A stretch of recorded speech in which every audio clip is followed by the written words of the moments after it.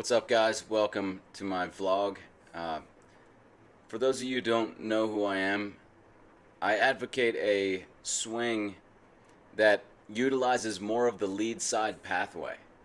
So my understanding of the swing is that we generally use too much of the back side pathway, the back arm, and particularly we use it in the wrong way. And once you understand the swing like this, then it simplifies it quite a bit, because what I believe is going on in swing instruction right now is that they're not seeing that this is the main problem in the swing. And so they send you on this wild goose chase to try this move and that move, and really all these tenets that swing instruction lives by now are really just making hitters' swings more restricted, more confined to a smaller space. And I don't know, somewhere along the line, it's almost like people associate great mechanics with being more rigid and stiff and confined, like the whole no wasted movement. So therefore, great mechanics, they believe, must be very little movement and very stiff in all areas. And it's just not what the evidence shows. When we look at the best hitters, particularly the best pound-for-pound hitters, what we see is that there's a lot of loose movement, but they're doing one thing in particular, and that is they're not overexerting their back arm in the wrong way, and they're utilizing more of the lead side pathway. So today, obviously, we're going to go through Elly De La Cruz's swing, and just want you guys to know that this is the angle that I'm coming at it from. Again, for those of you who don't know who I am, you're tuning in maybe for the first time, I've been in this swing instruction game pretty much from the start of going out in the real world. Back when I was 18, I started my quest to understand the swing. Actually, I started it before that, but professionally, I started it right away, and was helping major league hitters by the time I was in my really early 20s, and then really started getting recognized for it, I would say, in my late 20s. And then I backed away from teaching the swing to kind of revamp my understanding of the swing, and then I came back somewhere around in the last 5 years with a completely new understanding that I'm excited to share with people. And so far, people are getting a lot out of it, and I do believe it's going to be the next big wave in swing instruction in baseball and in golf. I see the same patterns in the golf swing, and I've always studied the golf swing right along with the baseball swing, and I have worked with PGA pros throughout my journey as well. But the main problem that we face in baseball or golf is that we're overutilizing the backside, and this just doesn't work for hitting a baseball. So in my book, Swing Like Griffey, I explain more about my understanding of the swing and how to incorporate more of the lead side pathway. Many of you need to swing a smaller bat with just your lead side, just your lead arm, and feel your body, the way your body wants to move, wants to integrate itself in order to swing the bat the best way if you're not using the back arm at all. This will get you into completely different positions all around. Like it basically changes the operating system, if you will, of your swing. So, you know, for so long, I just couldn't figure out how are these great hitters or ball strikers getting into the positions that they're getting into. I didn't understand it. I would try to force it for so long, and then finally I realized that, man, these positions happen naturally if you're just swinging with the lead arm. And that, I realized, is really the answer. We have too much of the backside pathway. If you think of the swing as a wave of energy moving up your body, well, it's got to split when it gets to your torso and move through each side. Well, when it does that, we tend to favor the back side, the back arm. This is for many reasons. I believe there's evolutionary reasons for this, but the obvious big one is we start kids off, if they're left-handed, we start them off swinging in the right side batter's box, and if they're right-handed, the left side batter's box, and this puts their dominant arm in back. And so that just is going to, right from the start, tend to get them to be more backside, back arm dominant. And it just doesn't work very well for squaring the bat up to a baseball. So check out my Swing Like Griffey ebook at theswingmechanic.com. I also sell the lead arm training bat there as well. And for all you golfers out there, check out my golf book, How to Swing a Golf Club, at theswingmechanic.com. So let's check out Elly De La Cruz. There have been a few requests to look at his swing. Man, this guy is insane. How just, he's like something we've never seen on the baseball field. I'm thinking about his speed around the bases. It doesn't even look like he's moving that fast, but he's 6'5", and so each stride is just so far, and he's getting around the bases in ridiculous time. Speaking of that, gosh, as you guys know, I watch a lot of old footage of players because I think there's so much to learn from the older generations. And did you guys know Mickey Mantle got down to first base in 3-1? Has anyone equaled that? I believe, Ricky Henderson, I think, got down to first base in like 3-8, if I'm not mistaken, somewhere around there. Like 3-1 is insane. He might have been from the right side. He might have been more like 3-4 or something like that. But anyways, I wonder what Elly De La Cruz is. Maybe some of you guys know. But he's got 22 homers in 520 at-bats this season. That's pretty good. I'm not sure what his... Let's check out what his at-bats per home run ratio would be. 908, 35 homers. 908 divided by 35. So 25 at-bats per home run. That's real good, but it could be better as a 200-pound guy, 6'5". If I were his swing coach, this is let's take a look at his swing, and I'll kind of go through it as if I was his swing coach. What would be some of the things that I would want to work on? As you can see, a pretty high leg kick. There's not a whole lot of bat movement. I would at least want to explore some bat movement. You know, it's almost like a golfer not taking a backswing, just starting from the top. A lot of hitters just have a very still hands, still bat.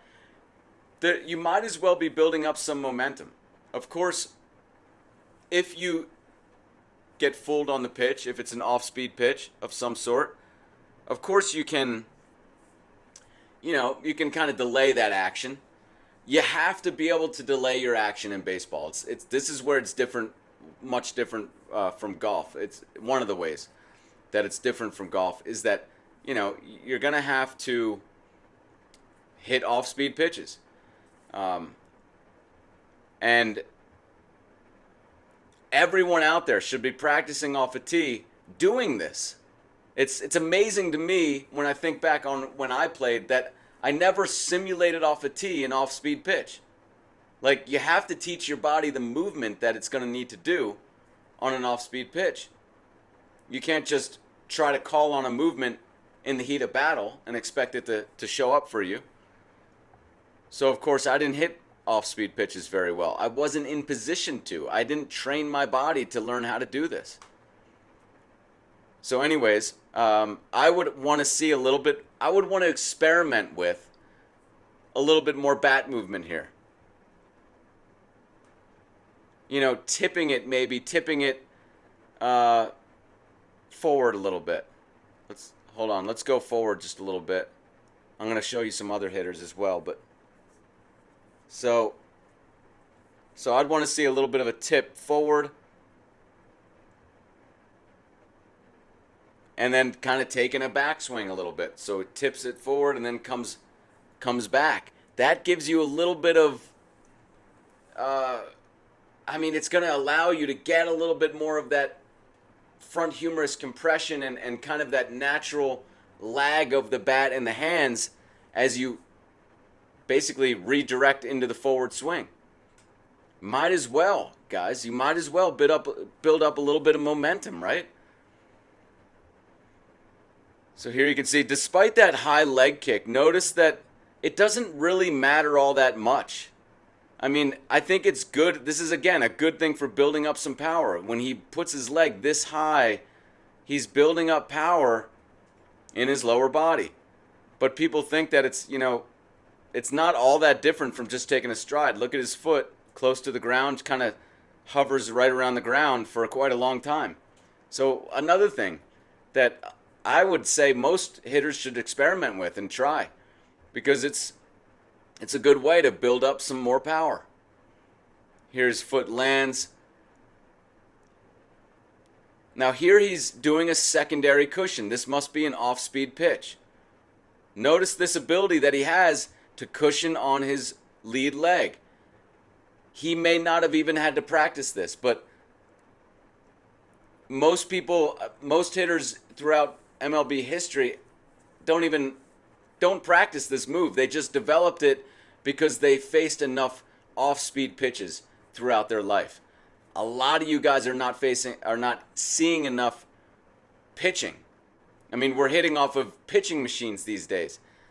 There's plenty of problems I have with pitching machines. You guys out there know I am not in favor of pitching machines, but one of the big ones is most of them, I believe, at least as far as I know, they can't change up the pitches with each pitch. You're either working on a bunch of breaking balls or you're working on a bunch of fastballs.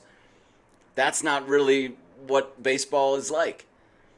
So we have to, I'm not going to go off on a tangent here. You guys know where I stand, but people need to see more live pitching, more real speed live pitching. And that goes for major leaguers all the way down to little leaguers. We don't see enough in this culture of baseball that we have right now.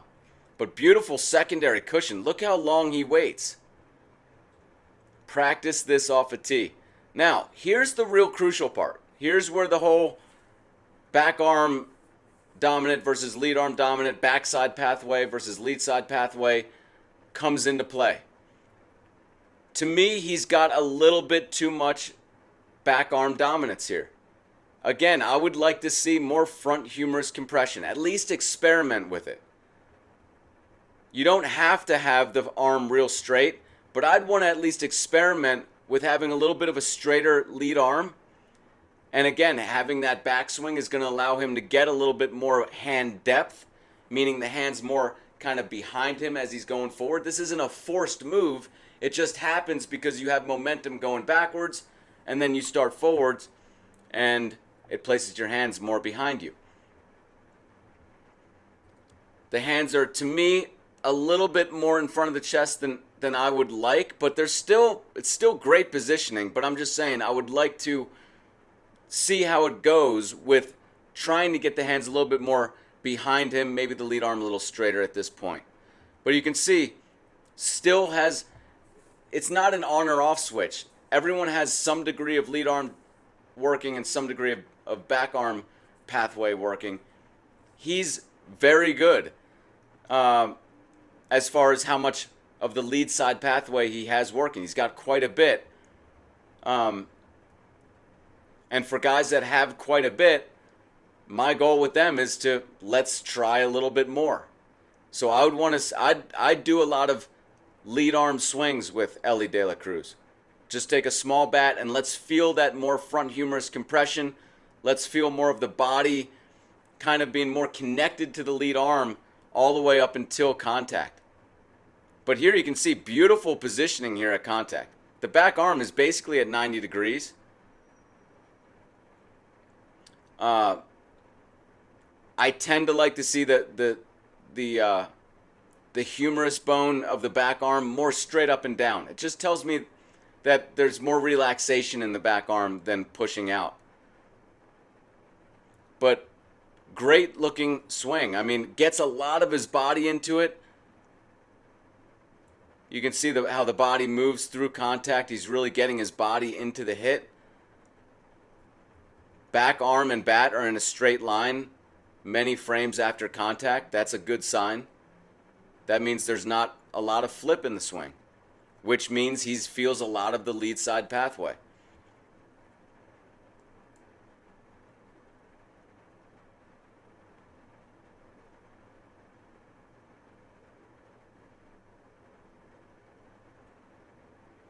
Great looking swing. Can you guys imagine if Elly De La Cruz put on 40 pounds of muscle?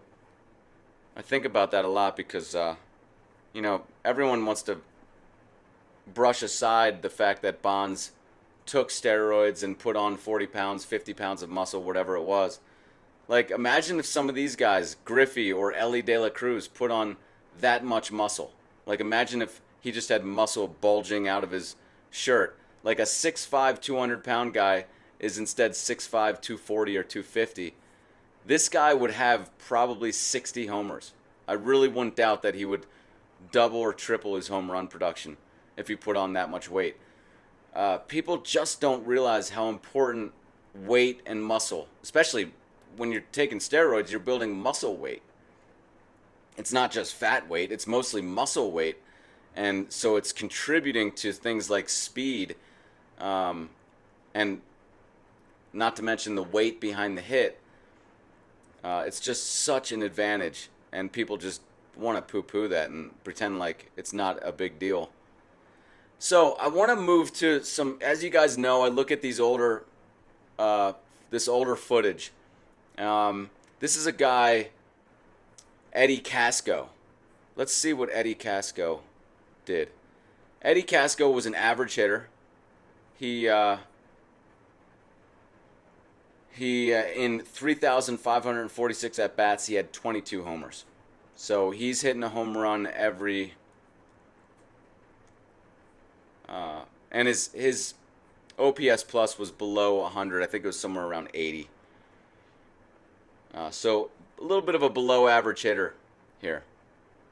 Eddie Casco hit a home run every 161 at-bats for a guy who weighs 180.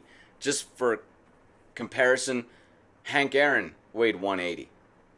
And he hit a home run every, what was it, 16 at-bats? And this guy hits a home run every 161 at-bats. It pays to look at some of these guys who didn't do it well. I mean, I know it's so common for swing instructors online to talk about, you know, to put up a guy who does, usually it's someone who does great or did great, and talk about what he's doing that's so good. But I think it really is helpful to look at the guys who didn't do so well. Take a look at their swings and see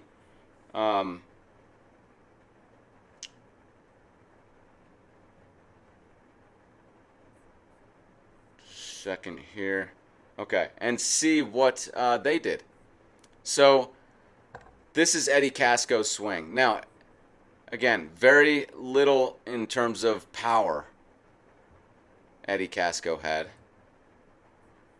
Let's see if I can get this video going. So let's look at his swing here. Now, again, as we talked about with Elly De La Cruz, I like to see a little bit of bat movement sometimes. I think that can be something that builds up some momentum in the swing. You can see there's no bat movement here. It's just on his shoulder. Now this is more comfortable for people because they feel like this is the contact-centric culture that we live in. You know, coaches stress, just make contact, just get on base. I talked in the last vlog about that coach in the background of the most famous home run of all time. I think it was Mazeroski's home run where the coach said, just get on base, we'll bring you around, just before the pitch that he hit out to beat the Yankees in the World Series. One of the most famous home runs of all time. So coaches stress just getting on base, and this goes along, or just make contact, I should say, and this goes along with wanting to not move the bat so much as you're getting ready to swing. Because it feels to us like we know where our hands are, we know where the bat is, and we can just poke it out there real quick and make contact. So you can see his hands just fire outward. They just go from here and they just fire out. Now, here's where he's making contact. It's pretty well extended. That's what you tend to see in guys with less power. Is it always this way? No, it's not always this way. Sometimes guys with a lot of power will also make contact in a less connected position than usual. But for the most part, you're going to see guys with more power tend to be more connected. You look at Mookie Betts, you look at Mike Trout, Ken Griffey Jr., Babe Ruth, Hank Aaron. These guys tended to be very connected. And in fact, like if I only had an elevator ride to tell somebody how to make their swing better, one of the things I might just say is off a tee, figure out a more connected position at contact and move fluidly through that more connected position. So you can see, well disconnected. But here's the thing I want to point out. And the reason why I want to get on this track is because Elly De La Cruz really swings hard at the ball. And the most important thing is have more of the lead side pathway. But once you have that, start swinging hard at the ball. I think that with this backside pathway, dominant pathway, and with this contact-centered instruction that everyone gets, it's easy to just forget to rotate through the ball, like to just throw the hands out and like just trying to make contact. And here Casco is just trying to make contact, and look at how little his shoulders rotate here. They almost don't stop facing the first baseman. Of course he only hit a home run every 161 at-bats. I don't even know how he hit him. It must have been hard-throwing pitchers that enabled him to do that. Because look, he hardly even puts anything into it. And here's another swing of his, a different swing. And there you can see again, making contact pretty well disconnected, firing the hands out. And he's not like early on this pitch, it doesn't seem like. This is just his baseline swing. And again, look at the shoulders. They just stop rotating. The point here is people forget to swing hard. You know, they really do. They forget that contact is not as important as they think it is. Contact will come. But for goodness sakes, swing hard. This is not the message that is given on baseball teams around America. But you got to understand that coaches have this mentality because they mistakenly believe that if they just tell everyone to swing hard, they're going to have a bunch of strikeout hitters. And they're going to be embarrassed as a coach. And they're not going to be able to turn their good hitters into strikeout artists. And they're going to turn their bad hitters into even worse hitters. They just, look, most coaches are just on the surface level of swing analysis. Like they haven't delved deep into it. They're just trying to be conservative. That's what coaches do very well. Here's a different guy. This is Gene Freese. Eddie Casco, by the way, has a pound-for-pound score of .039. Okay, Gene Freese, who was on his team, this is footage from some World Series, and I'm forgetting which one, but Gene Freese was a great pound-for-pound hitter. I forget what he is on the pound-for-pound list, but he's on there somewhere. I want to say in the 200s. And his pound-for-pound score is 222. Very respectable. 222. He weighed... Let's look at Gene Freese. Gene Freese weighed 175, so he weighed 5 pounds less than Casco, who we just saw, and hit a home run every 30 at-bats. Quite a difference. This is the kind of analysis that we need in swing instruction. This kind of hyper detailed analysis of the weight of a hitter and how many at-bats per home run he achieved throughout his career. That gives us a good indication of what he was getting out of his swing mechanics.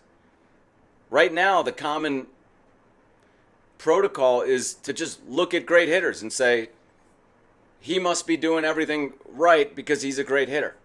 And forgetting that, maybe he can get away with a lot because he's, 250 pounds or 240. Guys who are 240 can get away with a lot more than a guy who's 160 or 170. Now, look at the difference here. A little bit of bat movement. He doesn't have a whole lot of bat movement, like doesn't have a tip that works into the backswing. But look at this. Bat moving behind him and loops around. This is the key move. This tells me there's more lead side working. There's less backside working. This is a crucial time. This is the start of when lead side versus backside really matters. And this is called slotting the bat. The bat barrel is flattening out.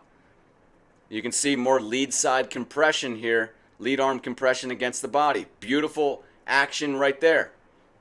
You can see this is taught to be a bad position in baseball swing instruction, but this is great positioning here. The back arm is kind of acquiescing to what the lead arm would do all by itself. Notice how the body's kind of torqued in the forward direction as the barrel and hands are kind of still hanging back and the barrel is flattening out. And there's a great position right there. You can see the back arm is well bent.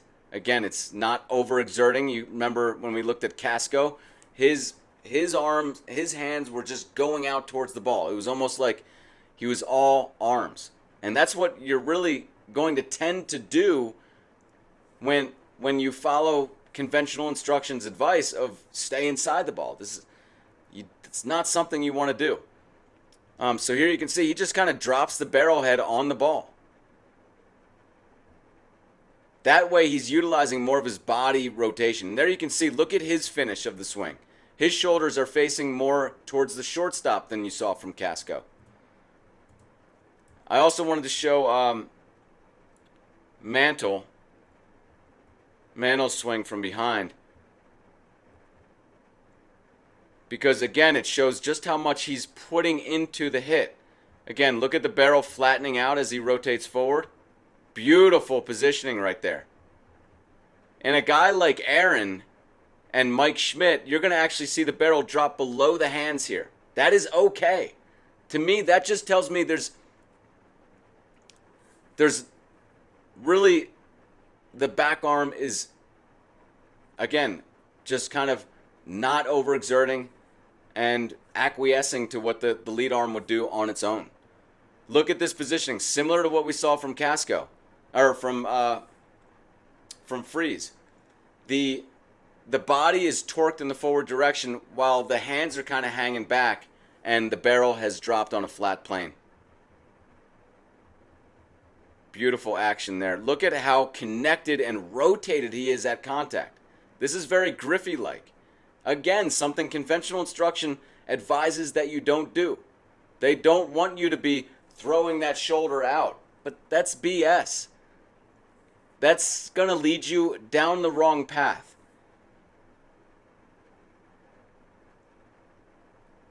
Here's a guy, Mickey Mantle, who's a top 10 pound for pound hitter.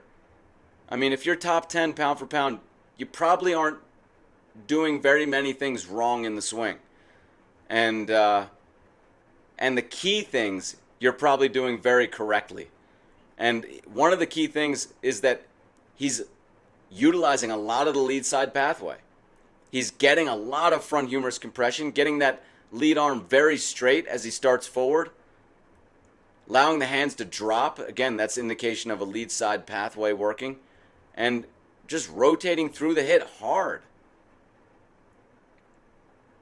And look at how much he rotates through it, even as a righty. Righties tend to want to stop rotating because they're headed to first base. Forget first base. Finish your rotation. Another guy who I think of as, you know, people might think he doesn't rotate completely through the hit because he kind of does a Mike Trout stopping of the bat as he swings through.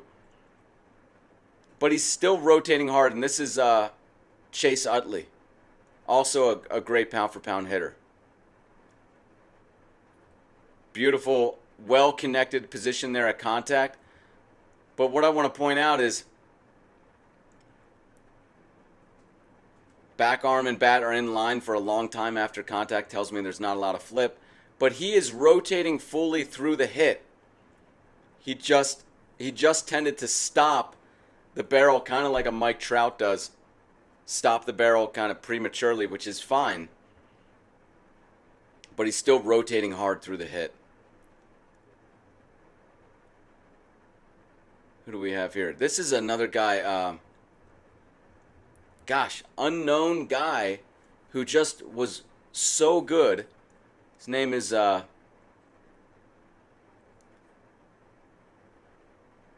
see if I can find him here. Johnny Blanchard. The guy had a 1,193 at-bats and hit 67 homers. He would be on the pound-for-pound list. He would have a score of 291, but he just doesn't have enough at-bats. I think the pound-for-pound list is only guys with 3,000 at-bats or more. But let's take a look. This guy hit 2 homers. He was on the 61 Yankees, said to be probably one of the greatest teams of all time. And he hit 2 significant home runs for them in that series. And as I was watching it, I was like, who is this guy just hitting home runs like crazy in this series? I've heard of the name, but I mean, I'd probably just heard it once or twice in my life before I saw it in this video. But you can see, look at the same sort of positioning. A long lead arm. This is what I'd like to see a little bit more of from Elly De La Cruz. Get that lead arm a little longer here. Why not? It's only going to give you a little bit more leverage. Let's try it out. And you can see the barrel dropping on a nice flat plane. This is one of his home runs in the series. Beautiful connected position there at contact. Very much like a Roger Maris swing. Blanchard was, a lefty hitter who threw righty, which you see from so many of the top pound-for-pound hitters. This dominance in the lead arm. Let's see his other home run again. Beautifully straight lead arm, barrel dropping flat.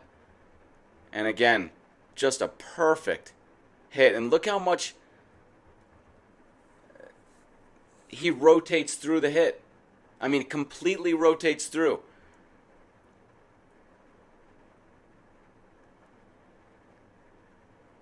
Here's his swing from another angle.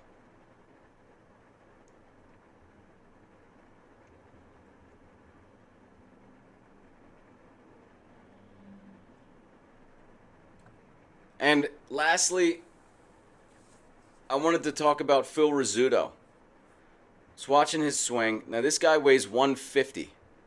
150.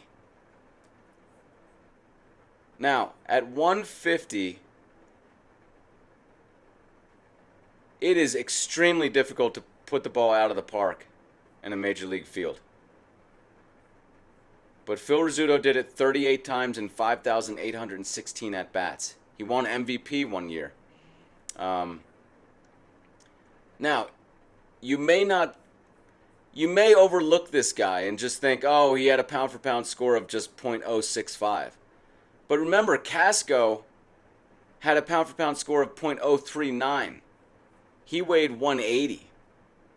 Rizzuto weighed 150 and had a pound-for-pound score that was almost double of Casco's.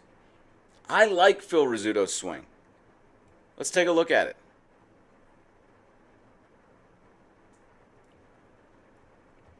It's kind of, I mean, look at this. Beautiful positioning right there. Allowing the hands to get kind of more behind him, get some hand depth, get some front humerus compression, the barrel flattening out. And I like the way he goes at the ball with his body. Very Hank Aaron-like in the way that he kind of rotates through. He's allowing that lead shoulder to rotate out. Maybe a little premature stopping of the rotation here. But I think, you know, if you look at it's really hard for a 150-pounder to put the ball out of the park. So they're almost playing a different game, and the pound-for-pound score equation is kind of unfair to these guys who are 150 or even 160.